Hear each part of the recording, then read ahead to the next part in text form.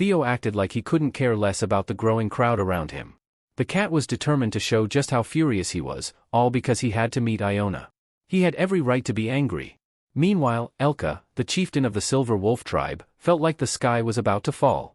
He tiptoed closer to Theo, trying to be both respectful and convey just how scared he was. Theo, Director Theo, what exactly are you doing now? Still standing with a defiant pose, the cat looked at the chieftain with confusion. Why do you look so surprised? In Theo's mind, he had every right to make a fuss here.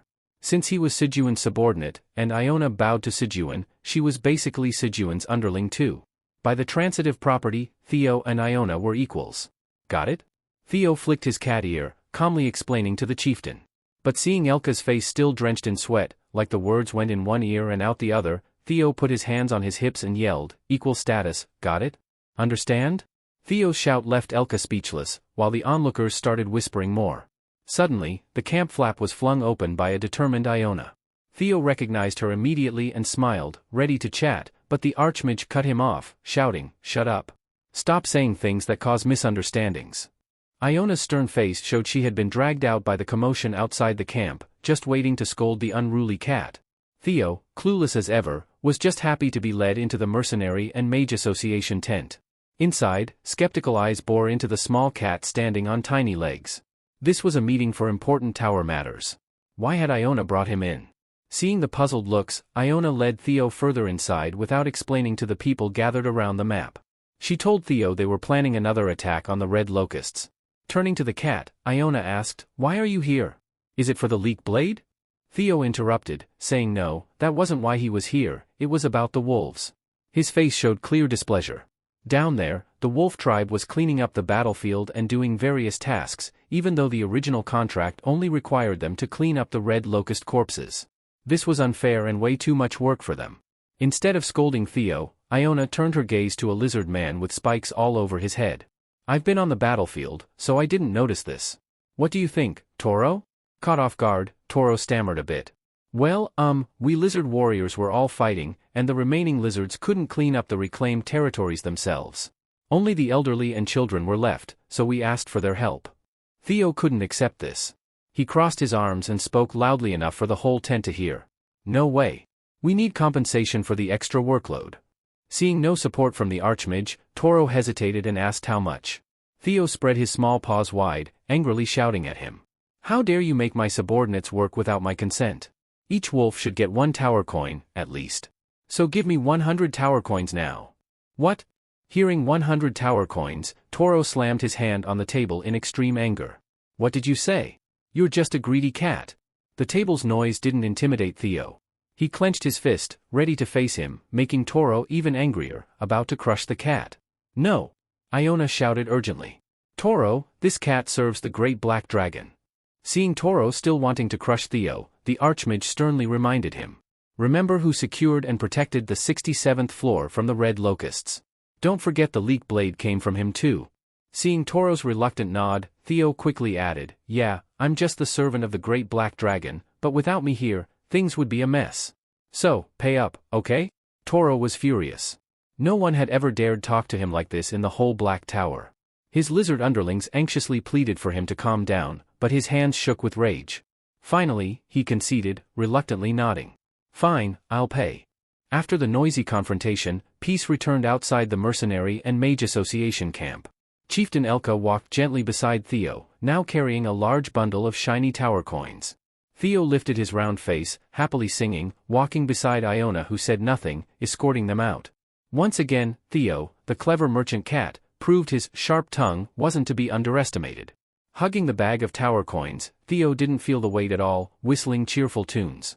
Remembering his mission for fairness for the wolf tribe, Theo excitedly called out to Elka, hey, good job. Take this. Elka waved his hands frantically, his face pale as a ghost, stammering, no need, really. We, can make plenty of money selling some red locusts, being your loyal subordinates and all, Master Theo. Theo shrugged, pulling out his spatial pouch and stuffing the gold coins into it with a grin. A subordinate who knows their place. It's truly a mistake to treat Theo's underlings poorly, for I am the super elite of the great black dragon. With a flick of his tail, Theo commanded Elka with an air of authority, just accept the money confidently. What I mean is, don't let yourself get bullied.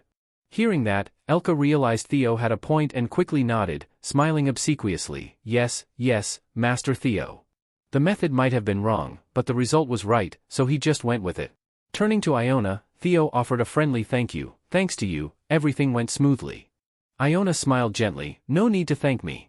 I was on the front lines from the start, so I didn't know what was happening here. I'm sorry about that. Watching the cat comfortably boss around the Silver Wolf clan leader, Iona suddenly had a thought. The lizard tribe had never given up anything that belonged to them. Theo, using the name of the Great Black Dragon to demand rights, had forced the lizard tribe to back down from an argument. Surely, the reputation of Theo the Traveling Trader Cat would spread far and wide. Theo put his hands on his hips, bidding Iona farewell. Iona, we're leaving now, but I'll be back soon. The mouse didn't hold him back, only asking politely, leaving so soon? Theo turned around, waving goodbye to Iona. I have tasks assigned by the chairman. You stay here and keep up the good work. Iona waved goodbye to Theo, wishing him safe travels. Little did Theo know, his reputation would spread throughout the Black Tower, with many stories exaggerated and inflated. One day, Theo would become a legendary merchant cat. In the serene silence, a system notification suddenly appeared. Congratulations, you have leveled up. Siguan woke up, yawning loudly, seeing a slew of system messages with the text, Congratulations, you've reached level 22. Your reward is 1 skill point. Yawning again, Siguan sat up amid a pile of something murky behind him. Adjusting his hat, he muttered, I just meant to rest a bit, didn't realize I'd end up sleeping so long and leveling up to 22. It was a wonder how Siguan could sleep with all the noise of numerous merfolk cleaning up the battlefield after successfully attacking the demon trees. Looking back, Siguan felt like he had just chopped down an entire mountain. The demon tree attack had been swiftly thwarted thanks to the timely arrival of the Red Bear Mother, the Merfolk King, and his tribe. With the bravery of Kuang, Siguan had earned many experience points, leveling up easily. Kuang was helping the adults clean up the battlefield, proudly showing off, Dad, I got this for you. I defeated this myself. You should hit this and get stronger too. Siguan hesitated, thanked Kuang sincerely, but declined to hit it for strength. After the battlefield cleanup, everyone decided to erect a barricade using the bodies of the demon trees to prevent future invasions. With the Merfolk tribe's excellent combat skills, the wood was chopped and transported swiftly, forming a boundary to protect the field from invaders. Seeing the barricade made from demon trees, Siguan sat down to rest with everyone, including the now shrunken Kueng, suddenly remembering, hey, are those the same vile monsters to the west that the Red Bear Mother mentioned before? Kuang, munching on a demon tree branch, replied nonchalantly, exactly. They've never dared invade our territory before. Recently, they've come closer but were always destroyed. I never thought they could penetrate this far. Hearing the crunching sound, Siguan looked up curiously. Does that taste good? It sounds like it does. He asked because he'd never seen Kuang eat this before, and now both the Red Bear Mother and her kid were munching on demon trees. Kuang didn't answer, but kept chewing, which was enough of a confirmation. The Red Bear Mother's face showed a hint of guilt, recalling that if she hadn't signaled SOS with her lantern earlier, she would have deeply regretted it. Sorry, I should have been more careful. At Siguan's feet, the little bear mimicked its mother, picking up a demon tree and chewing it too. Siguan waved his hands dismissively. There's nothing to apologize for. The forest territory is vast, patrolling alone must be tough. Reassuring Kuang, Siguan added, recently, the strength of the lone warriors has increased significantly. I'll ask the second and third generations of lone warriors to support the Red Bear Mother. The Red Bear Mother smiled gratefully. Thank you, Lord Siguan. After settling that, Siguan recalled his initial question about the demon tree invasion. Why did the demon trees come to our field? More importantly, I heard one of them say something before it died. It's here, it has it here. What could that mean? Could it be a clue? The issue puzzled the farmer until it was quickly discovered by the Black Dragoness. A notification popped up in front of Siguan. The Black Tower's management states that these demon trees are like viruses. He read it twice, not understanding. Like viruses? How? Eileen leaned back on a giant, fluffy white cushion, flipping through an ancient book, reading aloud, no matter how many times you kill them, they will reappear before you realize it. Demon trees are troublesome creatures. If there is a mutated tree in their environment, it will spread to nearby healthy trees. Hence, all trees with magical power on the 99th floor will be infected by an initial demon tree. Turning another page, Eileen told him, they say that if there's no source of mutation, the devil trees will stay dormant without moving. But why did they suddenly wake up? Is something attracting them? Do you have any clues? Clues, huh? Let's see, Siguan muttered as he scanned a list of magic-infused plants in the field. Corn, trees, so many that he couldn't figure it out. His stomach growled loudly at the thought of all those edible plants. Cooing looked at him curiously. What's up with your stomach? Even Mama Bear's gulp is quieter than that. Siguan glanced down at Cooing, remembering he had skipped a meal for too long because of all the fighting. I'm getting really hungry now. The moment Cooing heard food, his eyes lit up. Without delay, Siguan invited, let's go eat right now. Soon, the deep fryer was sizzling with chunks of fish, the mouth-watering aroma wafting through the air. Siguan used chopsticks to pick up the cooked pieces, placing them on a plate of green onions, the delicious scent spreading. Cooing stretched up to get a better look. The little guy had grown up a bit and was behaving much better now, not demanding the food the rabbit guys were bringing out but just watching curiously as his dad cooked. The last batch of fried fish was for the hardworking minotaurs outside. Cooing raised both hands to take the plate of fish and handed it over to Bull 3, who had just lifted the curtain for the rabbits to pour in. Their faces lit up with joy. This new dish is amazing. Haven't tasted it yet, but it already looks mouth-wateringly good. In no time, 5 plates of green onions filled with food were brought out from the kitchen. Of course, this amount wasn't enough for all the monsters guarding Siguan's field today, but there was plenty more food in storage. Bull 4, along with a lighter-colored bull, carried a heap of freshly picked green onions from the garden, stacking them into 2 huge piles to eat with a circle of piranha fish roasting around the fire. The gray rabbits, not great at cooking, hung on the minotaurs' heads watching them grill the fish to a crispy perfection, the smoke rising with a tantalizing aroma. The white rabbits had prepared 2 heaping platters of mixed sweet potatoes and regular potatoes. The highlight of today's feast was river shrimp and lots of piranha fish wrapped in green onions, piled high on the plates. There was no shortage of grilled corn, sweet potatoes, or cherry tomatoes around. The feast truly began when Bull 3 and the gang brought more trays of fried fish. Nothing beats a hearty meal after a hard day's work. Just a bite of the green onions and the minotaurs' faces showed pure satisfaction. The sweet taste of the green onions danced on their tongues, delighting the rabbits as they each picked a tasty dish to try. Sitting next to King Minotaur, who was gulping down a giant glass of tomato juice, Siguan and the rabbit parents were enjoying the famous tomato soup. Little Cooing was busy gobbling up the remaining dishes on the green onion platter while the adults moved on to the tomato dishes. This was King Minotaur's first time trying tomato juice, and his eyes sparkled like 1,000 stars, more excited than ever. The honey from Old Doc's home added to the flavor. Siguan and the rabbits chuckled, this dish isn't always available, you know.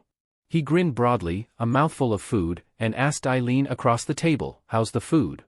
Eileen, now quite adept with chopsticks, had her cheeks full of food. The fried fish was too good to resist, and Eileen had a habit of stuffing all the good food into her mouth at once. She suddenly tugged Siguan's sleeve, pointing to Mama Bear, who was flipping her plate over, hoping to find any stray fish scales. Clearly, the 2 trays meant for Cooing were not enough, and it would take ages to harvest and cook more. Siguan had a better idea and stood up to introduce a special treat that Mama Bear had never tried before. Following Siguan's gesture, Cooing looked eagerly while the farmer himself was surprised to see the food arrive. It was Chief LK, who, after bidding farewell to the merchant cat, had brought a cartload of protein-rich red locusts for the 99th floor monsters to enjoy. Cooing was as happy as a kid getting candy, eyeing the pile of red locusts. LK smiled and greeted Siguan, exchanging a few words. At his feet, his little sister was jumping with joy. She had tried these locusts before but never had enough, and today's arrival was perfect timing. With this much food, Siguan laughed heartily and invited Cooing to eat to their heart's content. She immediately used her massive paws to grab handfuls of locusts, piling them higher than the farmer himself. Load after load, her belly grew rounder until she finally returned to her domain. Everyone was having a great time when suddenly Siguan heard panicked squeals from the rabbits. Looking down, he saw the rabbits surrounding Mama Rabbit, who was in visible pain, with the baby rabbits alarmed, dropping their tomato soup bowls. What's happening? What's going on? No one knew how to respond, except Mama Rabbit, who managed to gasp out, the kids, it's the babies. Cooing, with her bulging belly hidden under an apron, worriedly said, she's about to give birth. Siguan was shocked. No way, not here. Don't tell me I have to deliver rabbit babies now. Although Mama Rabbit had given birth twice before, it was the first time she went into labor right in front of Siguan. Everyone panicked when she shouted, I think it's time. Oh, the rabbit dads and kids were in chaos. Siguan tried to calm them, everyone, stay calm, but his words only made them more frantic. Pika pika, they squealed in panic until they finally quieted down. After a while, soft pika sounds came from behind the farmer's door. Siguan opened the door to see Bull 4, LK, and little Cooing watching anxiously. They had been waiting since Mama Rabbit first went into labor. Now all eyes were on Siguan holding something. In Siguan's arms were 3 tiny yellow fluff balls, sleeping peacefully. The adults were excited but kept their voices low, not wanting to disturb the newborns. Inside, Mama Rabbit had successfully given birth, smiling through her tears of exhaustion. Joy spread across every monster's face in the dark tower, everyone delighted to welcome new life. The little yellow-furred rabbits basked in the sunlight, looking so gentle. Grow up fast, kids, Uncle Siguan will take you to pick green onions and dig carrots soon.